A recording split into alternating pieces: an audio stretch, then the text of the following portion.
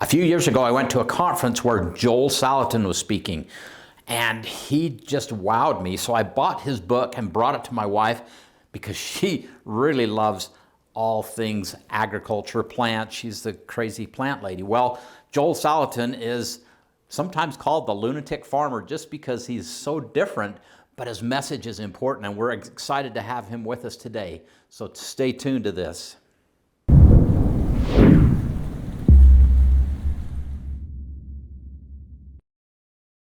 Hey, Provident Preppers, I'm Kylene, and today we have an incredibly special guest with us.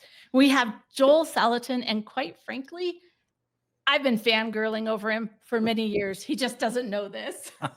Yes, I attended a conference way back in the early 2000s sometime in which Joel was the speaker, and he tickled me so excitedly that I bought his book and brought it home to my wife because I knew she would even be more excited.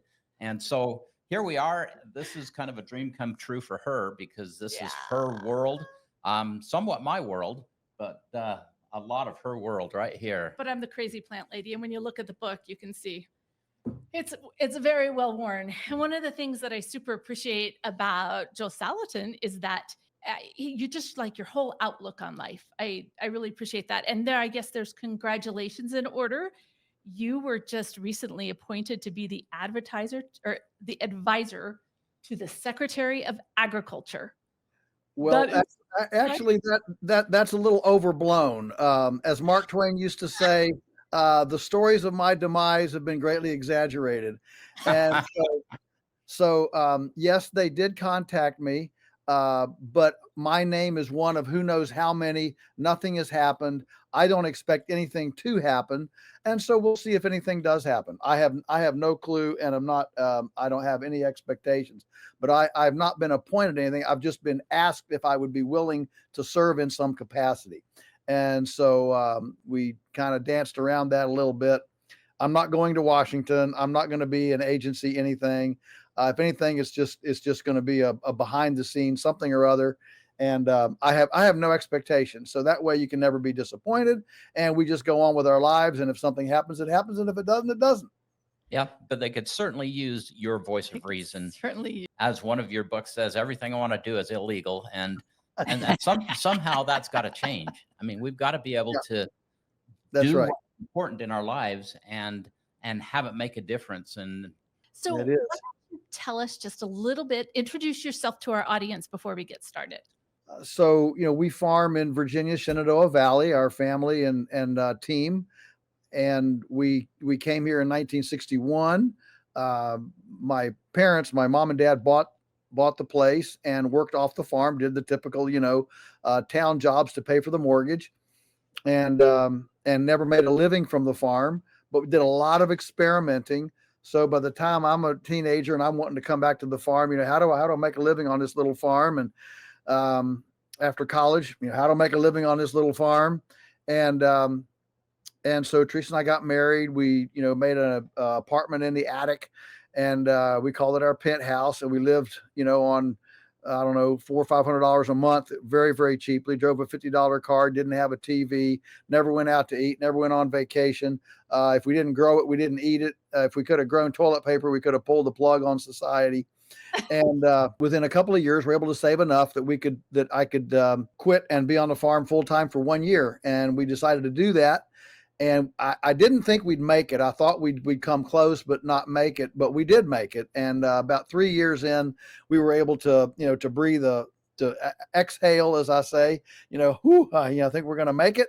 And here we are today. We grow pastured livestock, beef, pork, chicken, lamb, duck, eggs, turkey, and we have a sawmill. So we do lumber as well. We sell lumber, and of course we make our own boards. We we have an event space called the Lunatic Learning Center, because I'm the lunatic farmer.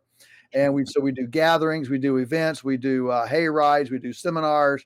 Have about 15,000 visitors a year. We ship nationwide, chemical-free meats and poultry and eggs. And here we are. That is just super cool. And I love the fact that you realize that you didn't have to have everything to be able to make it. And as preppers, We are always looking at how can we be more self-reliant, right? How can we be able to really grow what we need and not be as dependent on society. So today what we'd like to talk about is your Sure. best tips for backyard gardeners and small homestead sustainability. What can we do with our backyards so that we can feed our families without being dependent on the system?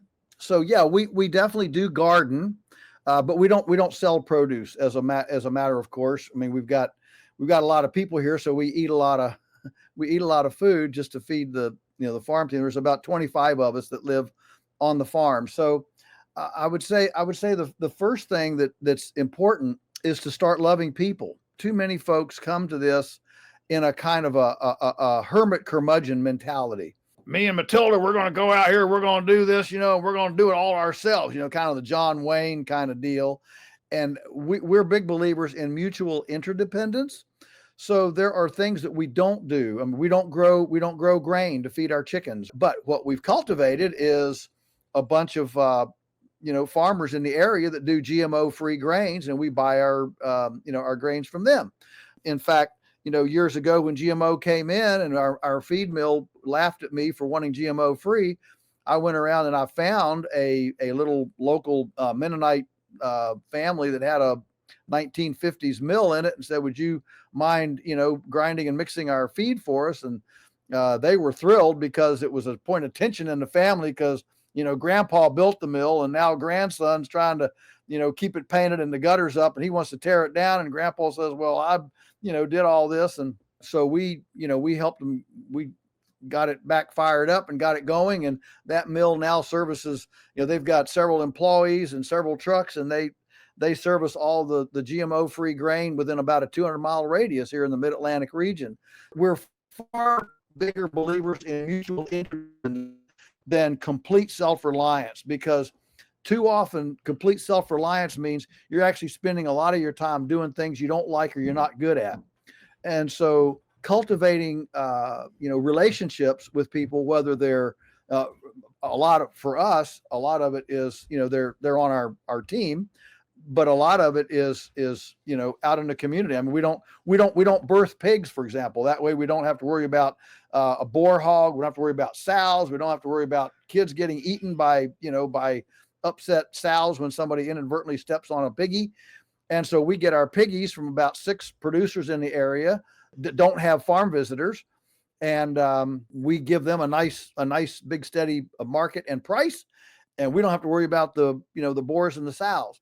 And so I think there's a lot to be said for mutual interdependence as opposed to just complete self-reliance. And I really, really like that. And that's a message that we try and share with our audience is community is so important. Building a community that will work together is truly an important aspect of our lives, of this prepping or this farming or whatever it is. You build a community and you work together. And that's the way our forebears did it many years ago. It's the way we need to get back to. Yeah, well, shared equipment. Think about the big costs in a homestead. I mean, the cost of a tractor, for example. I mean, even a relatively small homestead often is going to have a tractor. Well, it might be a whole lot better to invite a neighbor with a tractor that you'd like to borrow or use the neighbor, have them over for dinner or give them a Thanksgiving turkey that you've raised, and they'll come and work for you for a week. Just because the truth is that most farmers they're very lonely because the kids are grown and gone. Number 2, they've spent a lifetime on the margins of society. Farmers have not been appreciated in general. Farmers have been kind of on the low end of society. And so when you move into an area and a local farmer thinks that you think that he's pretty cool and he's got, some really cool equipment, and that goes a long way. So building those local relationships with small engine mechanics and the guy that has the sawmill or the guy that knows how to run a chainsaw really well. I mean, you can kill yourself with a chainsaw and having a tree fall on you. So if you're coming to this in your 50s, you never run a chainsaw, you might do a lot better inviting the neighbor with the big chainsaw over for dinner a couple of times. He'll be glad to come cut your tree. People that run chainsaws love. I mean, man, I run chainsaw. I mean, I'll just about jump off a cliff to cut a tree for somebody. People that have gifts and talents really appreciate being able to use them. It truly is. Let your neighbors have the blessing of giving. That's a profound thing. So the first thing I would say is, don't be cultish about self-reliance. Instead, be cultish about relationships that you can build in your community with your neighbors, regardless of their religion, their politics, whatever, and build those relationships with your neighbors that have skills, equipment, infrastructure. A cattle trailer, a horse trailer, things like that. For years, before we had a tractor with a front end loader, when we started, the things that I used neighbors for. I mean, I had a neighbor that hauled our animals to the slaughterhouse. I didn't have a trailer. I didn't have a truck. We didn't have a front end loader. I had a neighbor that had a nice big John Deere with a front end loader. Goodness, for $100, he'd come down, work all day. He loved being with a young person, that appreciated him and his big green machine, and it built bridges. Another neighbor, he worked in a factory and didn't have enough time to get home and rake hay and time to bale it. So we didn't have a baler. So I used his baler to bale our hay. And then I made sure I got over to his place and raked his hay. So when he got home from his town job, the hay was raked. I jumped on the wagon and caught the bales for him while he baled hay. And we shared that baler for several years. So we've done a lot of sharing over the years. And these are not people that farm like we do. But we use the talents and abilities in the community routinely. That's such a beautiful thing. Yeah. So, and here we are on a small 1.5 acres, right? We don't have a lot of land, but we have been really blessed. We don't have a lot of equipment, but we have a neighbor who would come every year and till our garden for us, because we didn't even have a tiller, but he had that on the back of his tractor and made this beautiful soft soil for us. We did this thing where we went for 3 months without going to the grocery store to see if we could do it. And we had small children at home still. And it was crazy because bartering was legal. And so one of the things that we ended up doing was, I'm really good at growing fruits and vegetables, but we have a neighbor, some friends that are really good with livestock. And our 12-year-old son would go and milk their cow once a week. And that way we had the fresh milk, and we exchanged for the fruits and vegetables. So you're absolutely correct when it comes to, you've got to know your neighbors first, and then you've got to build those relationships so that you can take care of each other. Yeah, that's right. Boy, that's where one place, look, that you don't have enough acreage to keep a cow. Nope. You got the milk. What do you have? The thing to do is to look around and say, well, what do I have to give? What do I have to offer? The little drummer boy, what do I have to give? And if you start looking around for what you have to give, you'd be surprised how many people are ready to barter with you or share with you.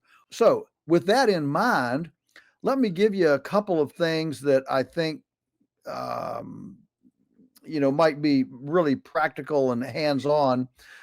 One is, I'm a huge believer in raised bed gardens.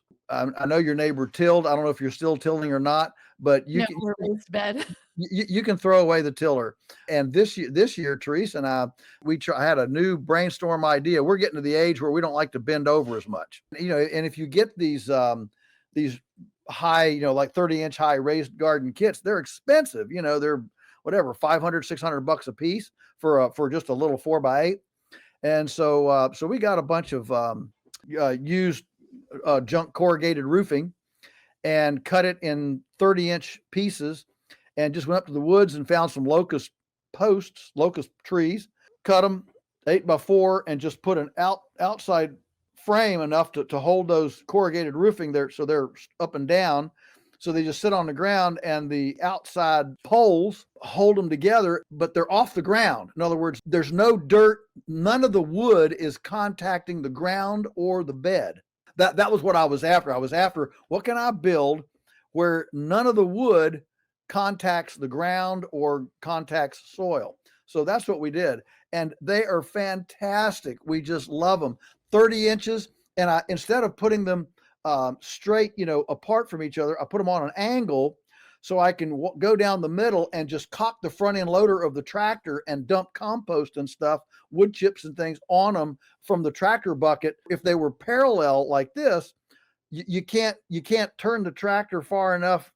The bucket's going to be sideways, the front end loader. So by putting them on an angle, all I got to do is cock that front end loader just a little bit and I can dump stuff on them and go right down through. And boy, we have sure liked it. Then there's a thing called hugel culture. Hugel culture is Austrian, and essentially it's a windrow of wood overtopped with soil and compost, making a windrow. So the beauty of it is that the wood acts as sub-irrigation. It gets spongy and it's fungal. Plants love both bacteria and fungi, but most of our gardens and our pastures don't have much fungus in them because those plants tend toward bacteria. So the hugel culture is basically just wood. And so we have a sawmill, so we have lots of slab wood. So in these beds, the bottom 2/3 are just slab wood. We just laid slab wood in there, and then we just put about 10 or 12 inches of soil and compost on top. And that way we could fill the beds up real fast and didn't have to, find enough material to fill this 30 inches. And that's a lot of material to fill. If you start filling that with dirt, you got to find a pile of dirt somewhere. It's going to take a couple dump trucks loads of dirt if you've got, a few of these beds. So by using slab wood, you could use junk firewood. You could, cut your neighbor's tree down and use that, whatever. That was a joke, by the way. So yeah, you can just use wood in the bottom. That'll take up a lot of the space. It'll give you sub-irrigation. It'll give you fungi, a lot of aeration, and it's a technique that's been used for a long, long time in Austria.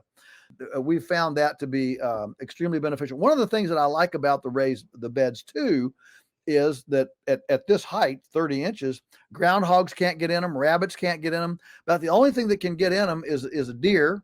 It takes a lot less material to keep a deer out than it does a groundhog or a rabbit. They're low and small. They can go through all sorts of things. Or you can put just a netting cloche over it. That's fine. Just a cloche over top that fits over the 4x8. But the main thing that I like about beds is they're child friendly. When you just have a garden out here flat, there's a constant get out of the garden, your little toddler, your 5-year-old, 6-year-old, get out of the garden, don't walk in the garden, you're tramping the soil, blah, blah, blah. But the beauty of a bed is very clear to see here's where stuff's growing and here's where it's not. And especially if you have a toddler and your bed's 30 inches high, they can't even walk in it. They can't even climb into it, And so it's very, very child friendly, very clear designation between here's what's growing stuff. Here's where you can play. I like the child-friendly aspects of the beds as much as the ergonomics and all the protocols. Absolutely. And then those strawberries are eye level. Oh yeah. And there's nothing more exciting than to watch the grandkids now go out and graze right in the garden. It's beautiful, and they're learning where the food comes from and how good it tastes. And the thing about a bed too, just emotionally, psychologically, is a 4x8 bed, it's doable. You look at that, even if it's a little bit out of control, a little, 10 minutes, you can kind of churn it up and do what you got to do. Boy, you get these 50-foot, 60-foot rows in the typical garden. It's intimidating, but green beans in a 4x8 bed, 30 minutes and you've picked a 5-gallon bucket full, and it's, you don't have to stoop over, and it works really well. So yeah, we really, really like the beds, and we built 2 last year. We built 5 more now, and our hope is to get up to about 20 of them. And we had the garden, and we had 8x8. We have a sawmill, so we could make nice 8x8 cants. That's what we had. But again, we're looking for something a little bit higher now. Those have done their time. Now we're rebuilding in the same area, but rebuilding something that's a little higher, so we don't have to stoop over. One thing that I wanted to talk about, and you can clarify some of this, but when my grandparents were kids, 80 or 90% of people lived either on a farm or near a farm. I mean, and you knew kind of where food came from. And since then, I think we've kind of reversed that. And maybe you, like I say, maybe you know the numbers, but I think 80 or 90% of people now live in big cities where they don't even know where food comes from. The whole psychological piece of just not really being involved in it at all, I think is challenging for society. I think it kind Oh, of messes people up when they don't even know where their food comes from and they don't have the experience of doing that. And part of what we've wanted to do is encourage our audience to at least grow some of their food, to start somewhere, kind of for both of those reasons. listen, you're talking my language. I've said for a long time such a fan of children and gardening because a garden is real, and too many children today are growing up without actually participating viscerally in anything that's real. You know, you play a video game, and if you run your car into a tree and crashes, in 5 seconds, or shoot, 1 second, the game gives you a new car and you go on your merry way. That's not the way life is. And the thing about a garden is that it's real life. And so when the tomato plant dies, you don't just wait a minute and nature gives you another tomato plant. This is for all the marbles. And I think that a lot of the hubris and the impatient angst of our culture now is and then you throw TikTok into the mix, it's even worse. But this where we've gotten is very few people are actually forced to understand that there's something bigger than me going on here. And you know, when that seed germinates and that little tomato, I'm stuck on. I love tomatoes. Oh yeah, Stuck on. me Okay, too. that little tomato comes up. You know, it's beyond magic. So to be able to watch that mystery and watch that life unfold, and then to nurture that, you know, and watch it day by day, and then eventually you get the blossoms, and then you get the tomatoes, and then you get the red ones, and then the juice runs down your arm. You know, that's a powerful. You had to wait for that. You couldn't. The game didn't give you a tomato the day you planted a seed. You had to wait. You had to. It was on its own time, and it was a time that was out of your control. And so the lessons here are culturally, you know, changing.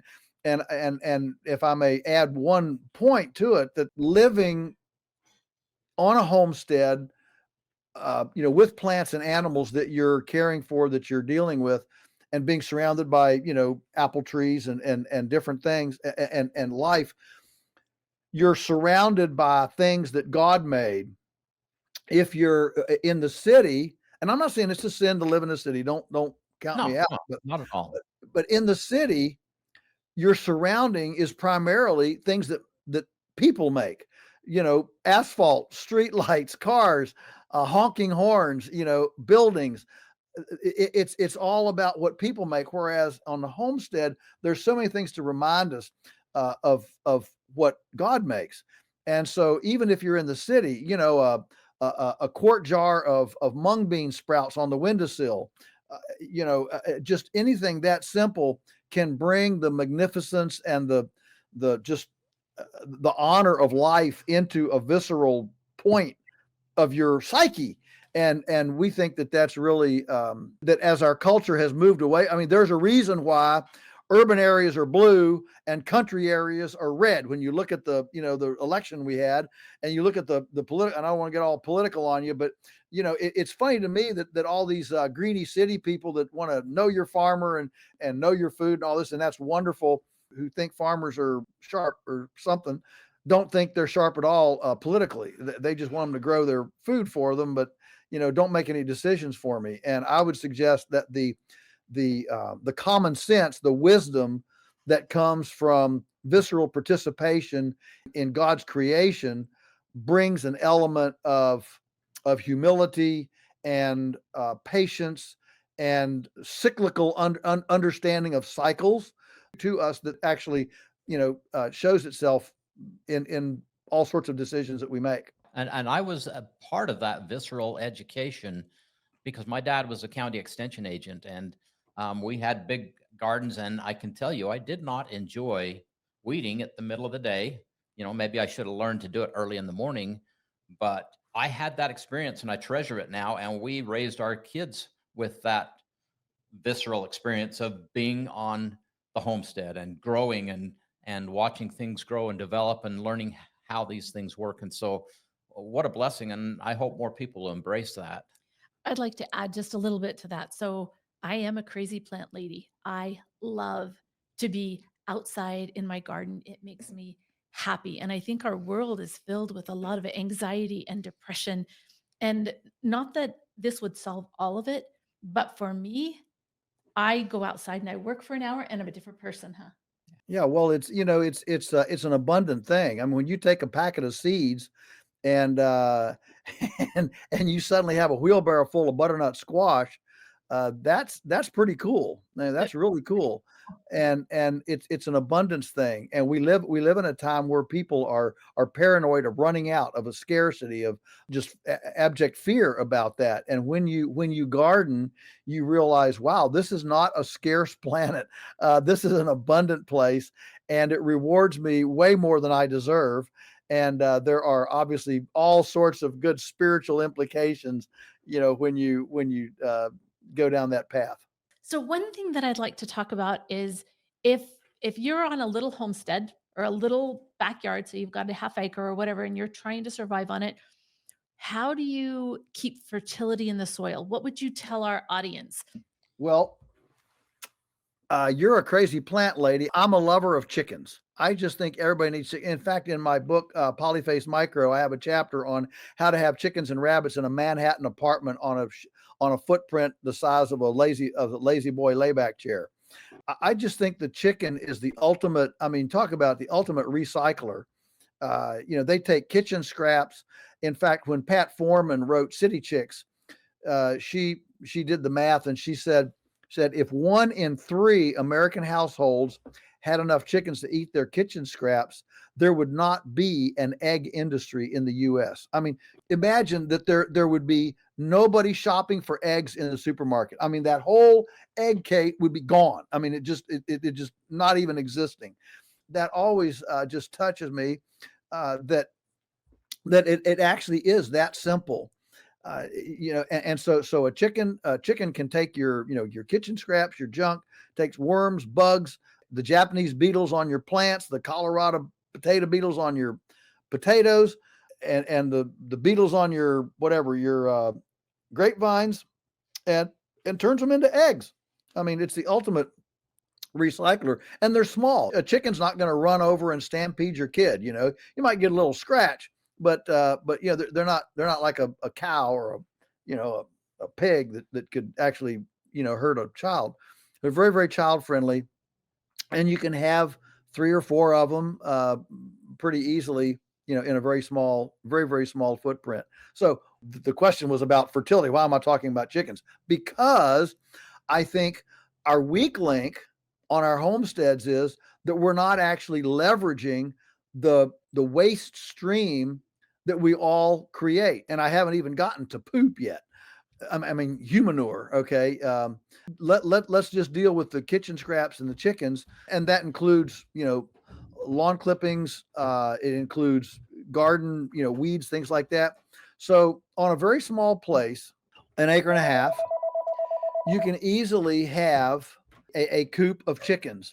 Now, on a place of acre and a half, I tend to not like those chickens to free range because they're going to drop their poop in a inordinate place. The chickens are going to the kids are going to track it into the house. And now, we've got poop tracked into the house and mama ain't happy. And we all know what happens when mama ain't happy. So I'm a big believer on very small places. When I say very small, I mean anything under like 3 or 4 acres. Okay. Very small place. I'm a big believer in a stationary coop with a deep bedded, we call it a carbonaceous diaper that becomes your compost pile. Where I'm going with this is in order to keep your fertility up in your garden, you need to generate compost somewhere. You need to have a place. And when those chickens are just willy-nilly dropping poop around the place, it's not concentrated. You're not focusing that resource in a place where you can actually leverage it, shovel it, and actually use it. Another option is, of course, that even gets you more are a couple of pigs. There's no reason in the world that you can't raise a couple of pigs on an acre and a half. You can raise a couple of pigs on a half acre. You make a shed and you've got a pen, and again, you use deep bedding, so you get leaves from the neighbors. You save your own leaves. You get wood chips. When the utility rights away people come, you get wood chips. You go down with your trailer. One of the first things a homesteader gets is a trailer. I'm not a big fan of getting a pickup truck because that's not a very multi-use, but you got to have another engine. So get a trailer you can pull behind your car, and that'll be hauling stuff. And those of us that are in this, I mean, we are cultish, we are addicts, we are carbon addicts. Okay. And so, if we see an old junk round bale somewhere, if we see, a pile of leaves somewhere, get that thing, bring it home. We're bringing your carbon home. Okay. Because what keeps the soil fertile is decomposing carbon. That's wood chips, old leaves, corn stover, junk hay, straw, rained on hay, those kinds of things. And a lot of times you can actually buy rained on hay very, very cheaply because it might be moldy hay. And so you can get junk hay very, very cheaply. Be a Fred Sanford, at finding your carbon sources, the local sawmill, Lowe's, if they break a bag of bark minnings or something, don't let them throw it out. Go pick it up and get carbon. That carbon then will go under the chickens. The chickens will aerate it. The carbon will grow worms in that compost. Basically, you're putting a compost pile underneath the chickens. And yes, I mean, it can get 2, 3, 4 feet deep. So your coop needs to be where you can remove the top of it and shovel out that compost.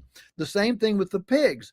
2 pigs, they will generate, goodness, by the time you raise them, they will generate, I'm going to say, at least 2 pickup loads, at least, of good compost.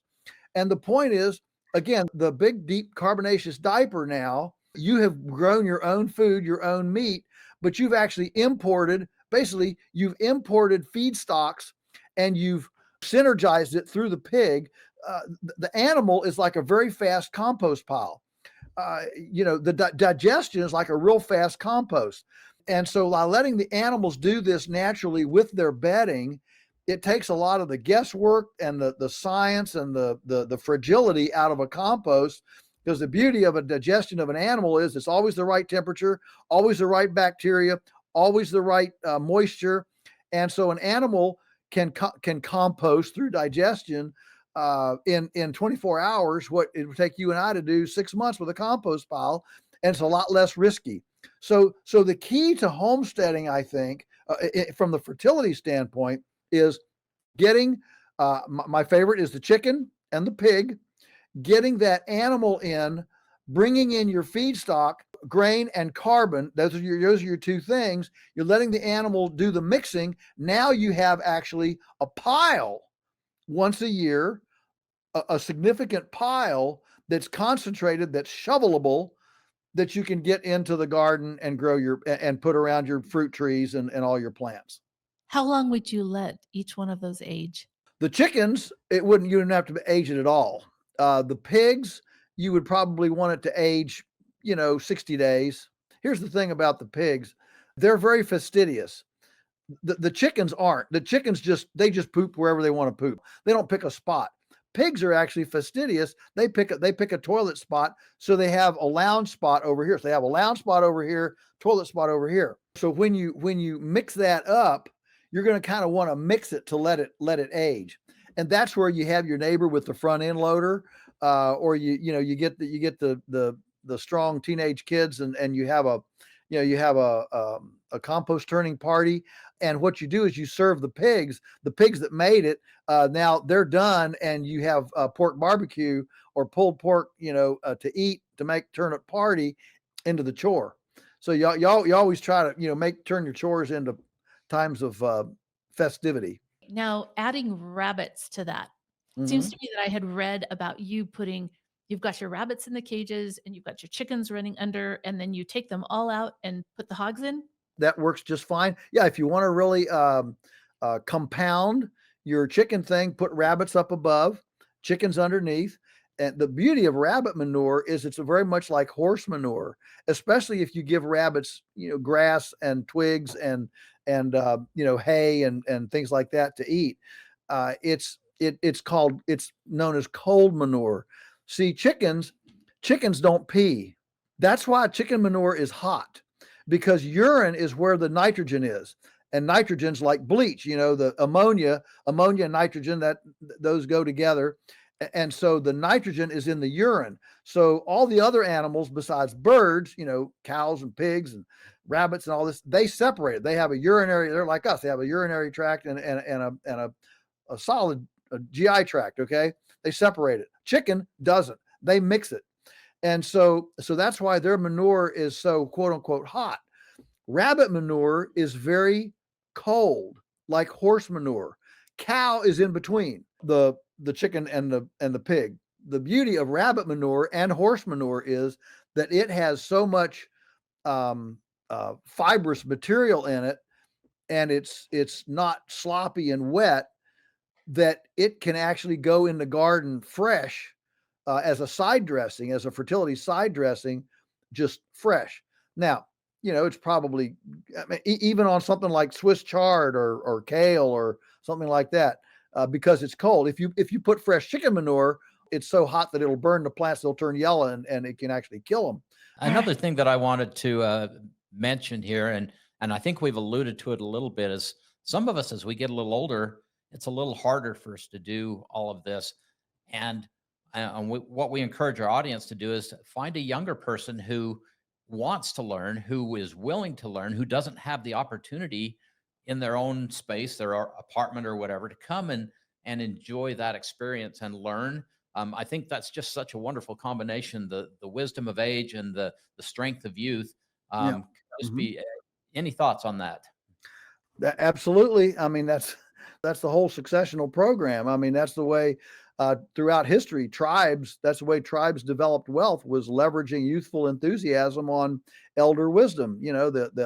The old patriarch sits there in the tent, and, well, I remember in the drought of 1934, and there was still water down there in that little creek down there in the back. That's where you get this, you get the leverage of what the two generations have to offer. And you know what? I do a lot of presentations at schools and things like that. And every time I do that and get to a school, it's just amazing to watch the enthusiasm of kids out in the garden. I mean, they're mesmerized. You know how, I mean, they see a snail, they see a beetle, they're mesmerized by it, and you pull a carrot out and their eyes get big, you wash it off. You want to eat that? You mean I can eat that? You can pull it out of the ground, and or especially if they planted it, of course, carrot seeds are tiny, they're almost microscopic. And Right. here, 8 weeks later, we've got this, great big, beautiful orange carrot. Those kind of things it's like magic to a kid. The kids are drawn to that. And it's just unfortunate that in our culture, we've so marginalized people that work in the dirt. That's for the D student. That's for the ones that, if you're bright, you're supposed to go, become an attorney or a doctor or, some IT specialist. And only, C- to F students are capable or relegated to farming. And I've got a little thing going on where I've, since 911, our culture has really put what we call first responders on a pedestal, and rightfully so. I mean, anybody that watched that, these firemen are running into those collapsing buildings, just saying, "Man, who does that kind of thing?" So it was quite a an example of self-sacrifice and service that we all watched. And I think it brought this awareness of the importance and the appreciation, the respect we have toward first responders. Well, I've come up with this thing that our farmers are our first responders on our resource base, our soil, water, air, nutrition, health. Our farmers are our first responders on that. So we need to be elevating, culturally and psychologically. We need to be elevating this farm class to a place of, I think, resource first responders.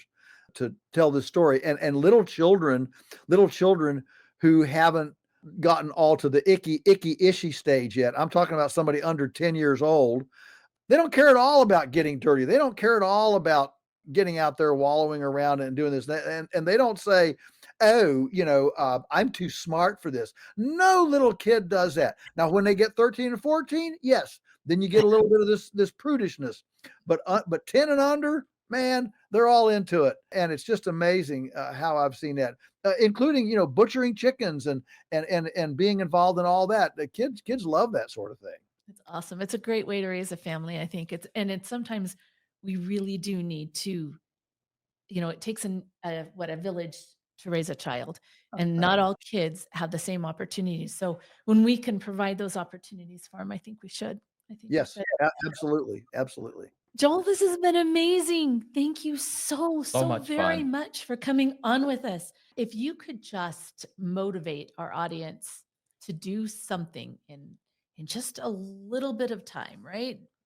Just a couple minutes, how would you motivate them to do something to produce some of their own food, or what would you like to see them do? Too many people are skipping through life without intention. And too many people feel disempowered to do anything different about where we are. So you can make a list of things that you don't like, dysfunction in the culture, economic dysfunction, political dysfunction, whatever. I mean, you can make a list of things that are not functional. And we live in a time where we kind of proudly say, well, let's defund that. We live in the defunding time. And so I would suggest that you need to, first of all, understand that when you look through your plate of food at the table, squint your eyes, if you will, look through that plate and look to the landscape on the other side. This is an ecological landscape, an economic landscape, an opportunity landscape, a nutritional landscape. What does that landscape look like? Is that the landscape you want your grandchild to inherit? Do you really want a landscape dominated by factory chicken houses and Roundup and glyphosate and fake meat and Bill Gates and the World Economic Forum? Is that the world you want?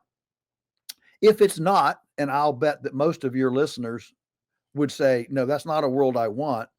Then the question is, well, what am I going to do? What am I going to do about that? Then we come to empowerment. The empowerment is that what we have today, whatever what's going on today, is a physical manifestation of trillions and trillions of decisions that we and our ancestors have made leading up to today. That's where we are. And in 20 years, 30 years, when your kids are grown and you've got grandkids, the world that you will see then is also a cumulative effect of the decisions that will be made between now and then by every single one of us.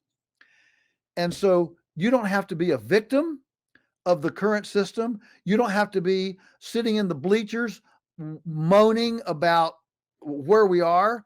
You can actually get in the game and participate as a player, exercise your intentionality, and change that landscape behind your plate. Don't wait. The government's not going to fix it. Your neighbor's not going to fix it. The pastor's not going to fix it. Ultimately, the world that our children will inherit is going to be the world we create for them by either funding something that's healing or funding something that is sickening. And if your plate is not a healing plate in all those ramifications, then you need to start taking responsibility for that decision-making power, realizing that your decision coupled with my decision, coupled with the neighbor's decision, with the other person, those decisions are going to stack up over time. Start there, look in the mirror. The world we want to see starts by the person that's looking in the mirror with intentionality, empowerment, and creating and funding what is righteous and not what is sick. Great wisdom. Thank you. Tell our audience how they can get in touch with you, where they can find your foods that you produce. So I'm a bit of a Luddite, And I mean, I don't have a smartphone. I'm still on a flip phone. So I don't have a big social media presence. All of our social media presence is through the farm, Polyface Farms. So if you just Google up or DuckDuckGo or whatever, Polyface, Polyface, it'll pop right up, and you'll see my blog, our podcast, our the food we have, the seminars that we have, the swag we have. I mean, we have a T-shirt. Everything I want to do is illegal. We just launched a new T-shirt this week that says "Compost the Bureaucrats." Love it. Love Um, it. it's had a huge response. Yeah, people love it. So anyway, we're for you. We are not exclusive. We have a 24/7, 365 open door policy. Anyone can come from anywhere in the world to see anything, anytime, anywhere, unannounced. That's our commitment to transparency, and we mean that. We really mean that. We'd love to have you come, and love to encourage you. That's beautiful. Thank you. That's Thank you. wonderful. Thank you. And thank Yes, you for thank joining you. us. And to our audience out there, for the question of the day, what are you going to do differently because you spent this last half hour or so with Joel Salatin? Comment below. And thanks for being part of the solution.